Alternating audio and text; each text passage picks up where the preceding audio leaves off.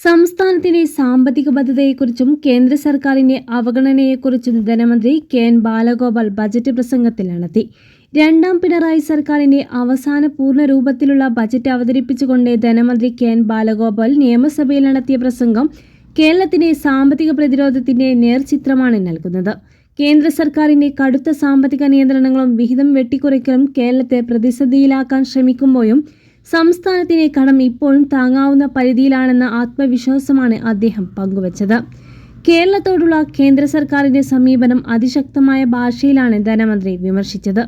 നികുതി വിഹിതം വെട്ടിക്കുറച്ചും വായ്പാ പരിധിയിൽ നിയന്ത്രണങ്ങൾ ഏർപ്പെടുത്തിയും സംസ്ഥാനത്തെ സാമ്പത്തികമായി ശ്വാസം മുട്ടിക്കാനാണ് കേന്ദ്രം ശ്രമിക്കുന്നത്.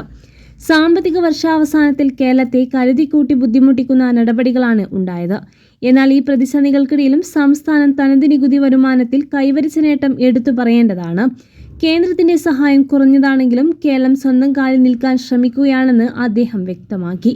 സംസ്ഥാനത്തിന്റെ കടത്തെക്കുറിച്ചുള്ള കണക്കുകൾ ധനമന്ത്രി സഭയിൽ അവതരിപ്പിച്ചു. 2023-24 സാമ്പത്തിക വർഷത്തിൽ പൊതുകടം 12.60% 2024-25 വർഷത്തിൽ 15.68% ഉയർന്നു. അതുപോലെ പൊതുകടവും സംസ്ഥാനത്തിന്റെ ആഭ്യന്തര വളർച്ചയും തമ്മിലുള്ള അനുപാതം മുൻ വർഷത്തെ 23.60% നിന്ന് 24.83% വർദ്ധിച്ചിട്ടുണ്ട്.